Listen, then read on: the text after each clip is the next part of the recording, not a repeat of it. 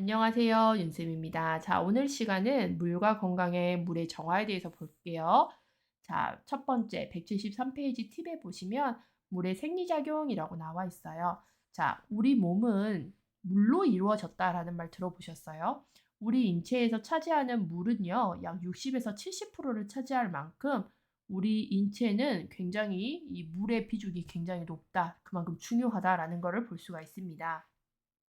그리고 인체 내 물, 수분이 20% 이상 상실이 되면 생명에 지장까지 주죠. 생명이 위험해지면서 하루 체내 물 요구량은 2에서 2.5리터가 됩니다.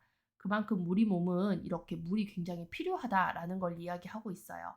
자, 그다음에 물은 우리 몸의 생리작용에 정말 매우 중요한 역할을 하고 있습니다.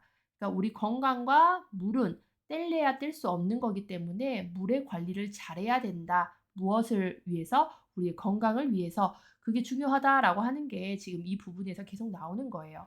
그래서 우리는 뭐 상수도를 관리하고 물을 정화해서 먹고 이런 것들을 쭉 배우실 겁니다. 자, 상수도의 목적을 볼게요. 여러분, 상수도라고 하는 거는요, 수돗물을 이야기합니다. 그래서 페이지 175페이지 팁에 보시면 상수도의 목적이 나와 있는데 우리의 생활 용도상 화학적으로 그리고 세균학적으로 안전하게 이용할 수 있는 물을 공급하기 위한 것이므로 가정용 상수는 불쾌한 맛이나 냄새가 나면 안 돼요. 그래서 우리의 건강을 위해서 안전하게 이용할 수 있는 물을 상수도라고 이야기를 하는 거고요. 자, 이제 시험 맥락에서 중요한 부분은 자, 별표 2개 쳐졌죠? 물의 정화에 관련된 부분들이 시험에선 중요합니다. 자, 물의 정화. 자, 물이 정화되는 방법은요. 스스로 깨끗해지는 자정작용과 사람의 손을 거쳐서 인공적으로 정화되는 방법 두 가지가 나와 있어요. 자, 그래서 첫 번째 물의 자정작용을 볼게요. 이거는 스스로 알아서 깨끗해지는 거예요. 우리 전 시간에 공기도 자정작용을 한다. 공기도 일정 오염이 되어 있으면 스스로 다시 원상태로 돌아가려고 노력을 한다라고 했어요. 물도 마찬가지예요. 그래서 하수 등에 의해 오염된 물을 하수라고 하는 거는요. 우리가 사용 후의 물이에요.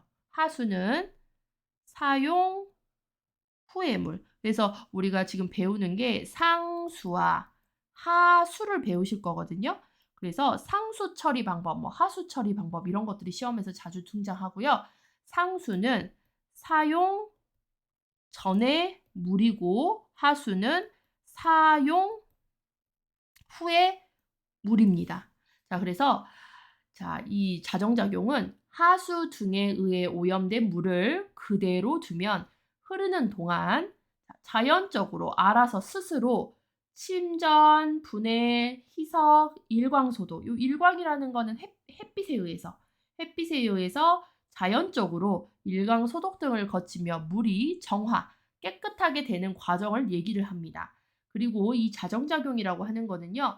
유기물의 양이 적을 때 일어나요. 유기물의 양이 너무 많게 되면 자정작용으로는 물이 깨끗해질 수가 없어요. 일정량 유기물의 양이 적을 때 자정작용이라는 게 일어나서 자연적으로 물이 깨끗해질 수 있는 것이지 이 유기물이라고 하는 거는 오염물질이에요. 이런 것들이 너무 많아져 버리면 물은 깨끗해질 수가 없어요. 그러니까 양이 적을 때. 자, 그다음에 하천의 흐름이 빠를 때.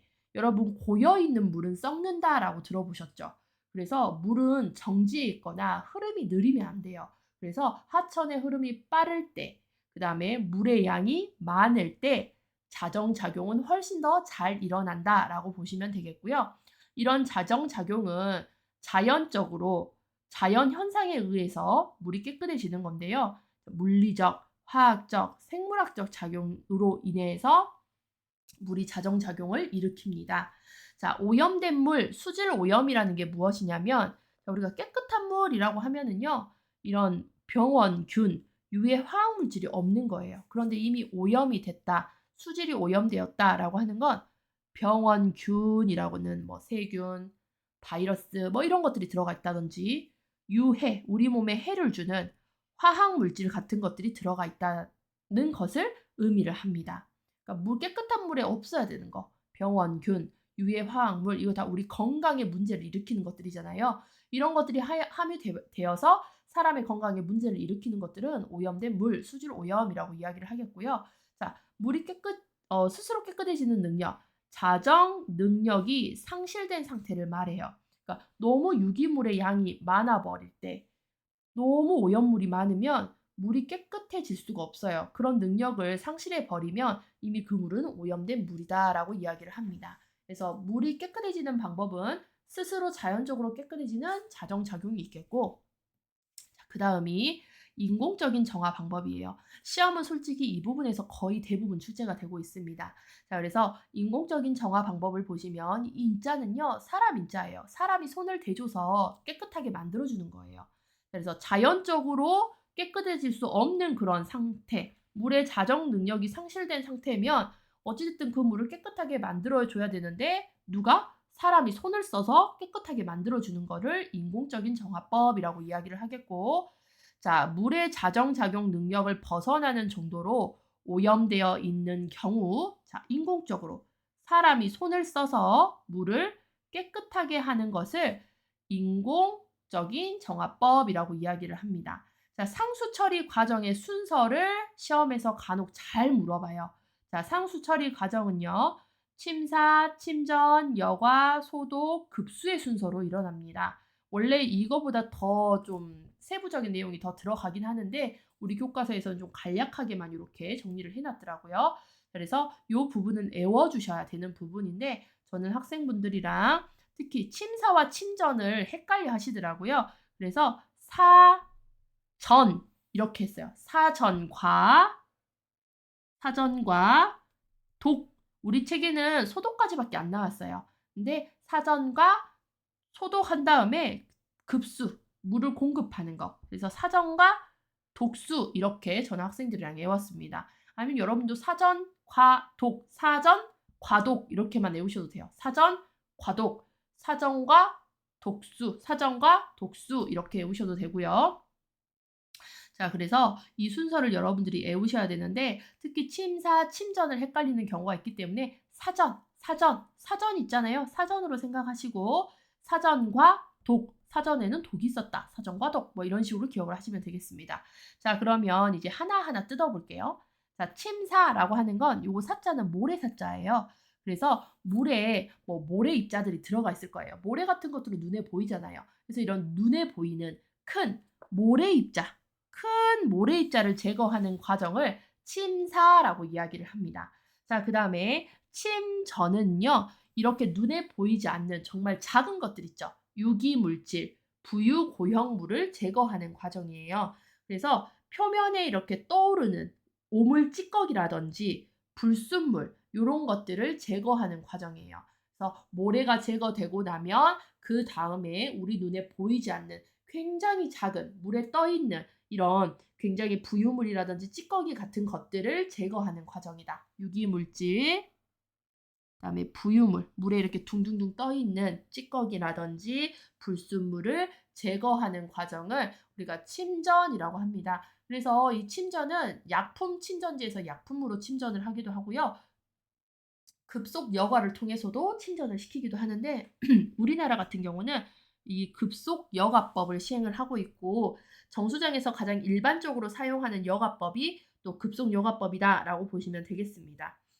그래서 물을 빠르게 돌리면서 얘네들이 가라앉을 수 있게 걸러질 수 있게 하는 방법이라고 보시면 되겠고 뭐 크게 약품 침전지 급속 여과법은 중요한 내용은 아니고요. 자, 그래서 침사는 큰 모래 입자 제거, 침전은 얘네들보다 훨씬 작은 눈에 보이지도 않는 물에 이렇게 둥둥 떠 있는 그런 입자, 유기물질, 부유 고형물 이런 것들을 제거하는 과정을 침전이라고 합니다.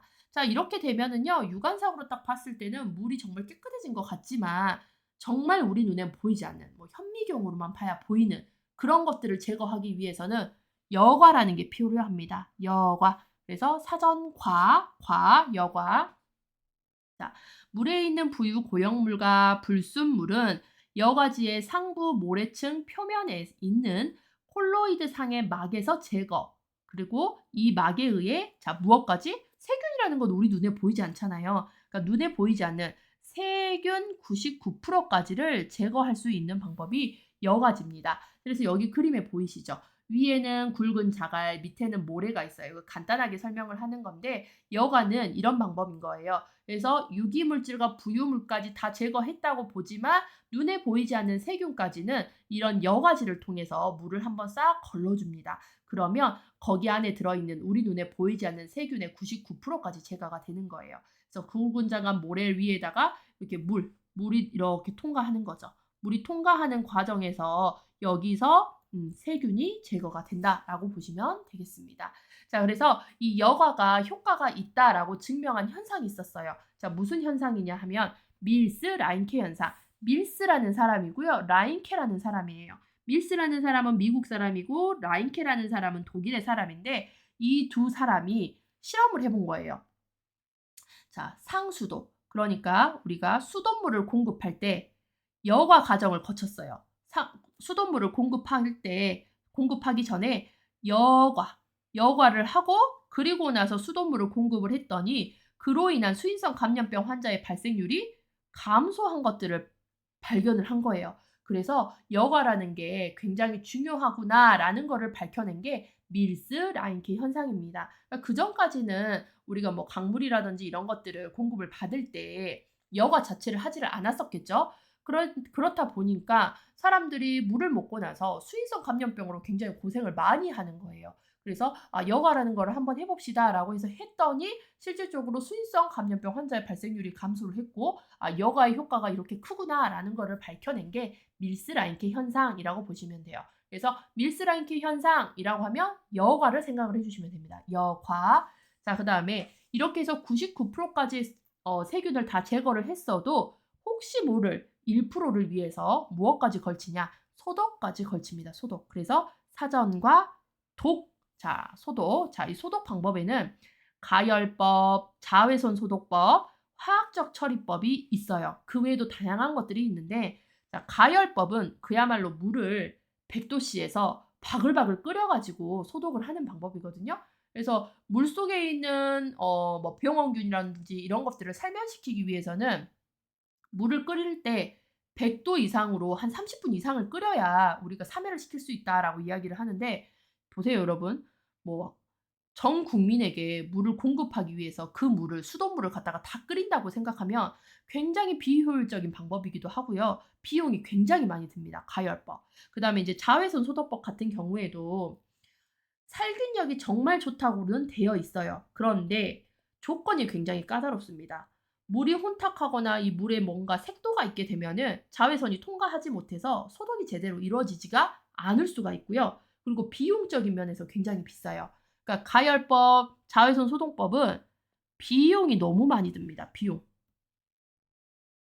비용도 많이 들고 굉장히 조건이 좀 까다롭죠. 그래서 얘보다는 지금 가장 이제 비용도 저렴하면서 효과가 있는 화학적인 처리 방법 중에 염소를 이용합니다. 뭐 화학적인 처리 방법은 염소도 있고 오존도 있고 할로젠도 있고 있긴 하는데 그중에서 이제 염소를 사용을 하는 거죠. 자, 그래서 염소 소독을 볼게요. 염소 소독은 소독력이 강하고 잔류 효과 남아 있어요. 남아서 효과를 냅니다. 잔류 효과가 크며 그다음에 조작이 간편해요. 마지막에 물에다가 넣어주면 되는 거기 때문에 조작이 간편하고 가격이 저렴하여 경제적이다. 이렇기 때문에 우리가 가열법, 자외선 소독법, 여러 가지 소독법이 있어도 화학적 처리법에 염소를 사용을 하는 거예요.